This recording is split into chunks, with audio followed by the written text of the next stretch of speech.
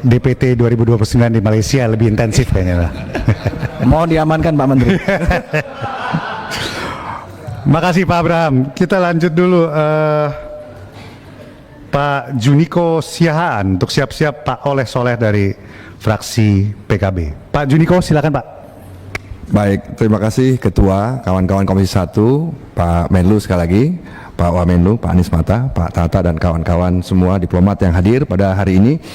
Sebenarnya kita masih mengingat apa yang disampaikan oleh Pak Prabowo itu ya, a good neighbor tadi sudah disampaikan menjadi sebuah niat awal kita untuk menjadi warga bangsa, warga dunia yang baik dan kemudian mencari begitu banyak kawan, kan dibilang begitu ya. 1000 kawan terlalu sedikit, satu musuh terlalu banyak, sehingga langsung gaspol berkeliling kemudian menggalang persahabatan dengan beberapa negara. Cuman memang niat baik itu perlu diikuti juga dengan kehati-hatian Pak, karena menurut saya nggak cukup niat baik, tapi harus ada kehati-hatian terutama dalam statement-statement. Jadi kita tahu Pak Prabowo dan Pak Menlu kemarin itu niatnya baik dan kemudian membawa kerjasama yang begitu banyak, begitu kerjasamanya. Tapi memang kehati-hatian dalam menyampaikan hal-hal ya. Ini menurut saya perlu kedepannya gitu kan. Pak Menteri Wamen Hafaz juga dulu adalah Dirjen Hukum ya, ada Dirjen Hukum juga. Pernyataan mengenai overlapping claims itu menurut saya perlu kalau bisa diedit Pak. Karena ini sudah menjadi pernyataan juga yang dibawa berkeliling oleh juru bicara Kemlu China, bahwa Indonesia ada pengertian nih terhadap Nine Dash Line. Karena kalau kita tanya hari ini Pak, boleh nggak kita tahu titik overlapping claimsnya di mana? Karena garis Nine Dash Line-nya juga kan belum jelas mereka.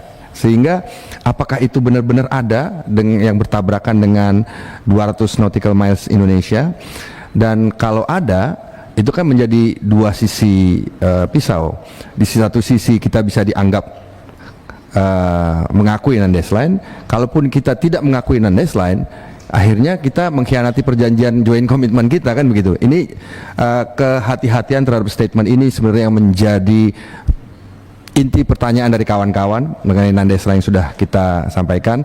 Dan kemudian kalau memang benar ada overlapping claims dan kemudian juga ini udah masalah kedaulatan, artinya nanti perlu ada ratifikasi dan mungkin juga Komisi 1 mungkin harus dilibatkan dalam menyusun perjanjian karena sudah masuk ke dalam kedaulatan kita.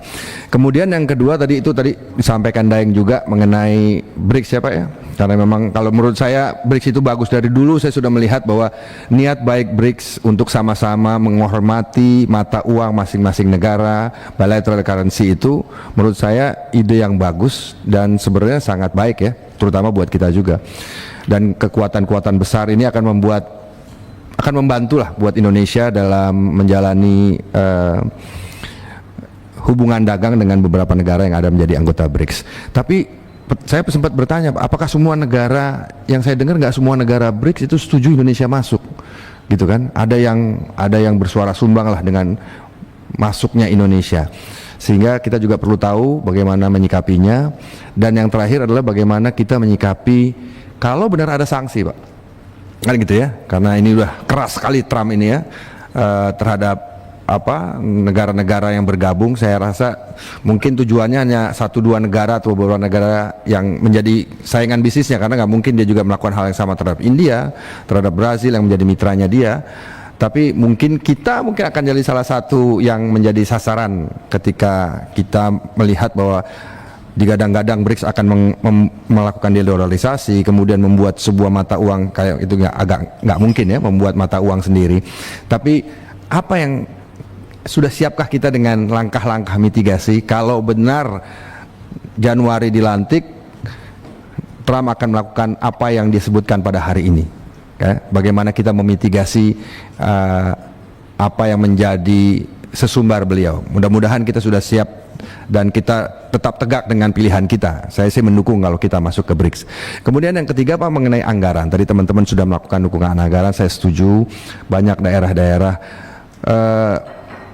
saya berharap ada gerakan yang lebih agresif mengenai anggaran ini, terutama mengenai tadi sudah kesejahteraan, local staff, juga aset-aset Ya, banyak daerah-daerah yang juga kita perlu sudah mempunyai bangunan-bangunan yang terlalu lama kita sewa ya. Kita perlu membeli buat perwakilan kita di beberapa negara. Dan yang terakhir adalah masalah ini Pak, masalah pos yang sekarang kosong. Posnya Pak Tata kosong, posnya Pak Hafaz kosong kan gitu kan. Sampai hari ini Amerika Serikat masih kosong kan begitu ya.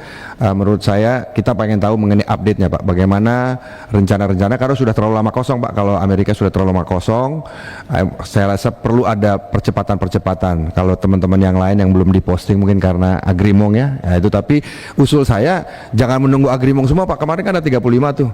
Kalau bisa per kloter saja, kalau menunggu semua takutnya terlalu lama kosong. Kalau ada kloter misalnya 5 atau 10 dulu dilantik, kemudian ditugaskan di tempat masing-masing. Dari saya segitu, terima kasih Ketua. Pak Niko, terima kasih.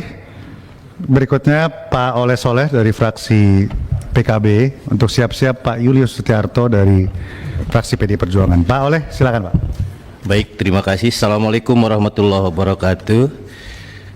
Pimpinan dan anggota komisi yang saya hormati, Pak Menteri, Pak Wamen, beserta jajaran yang saya banggakan.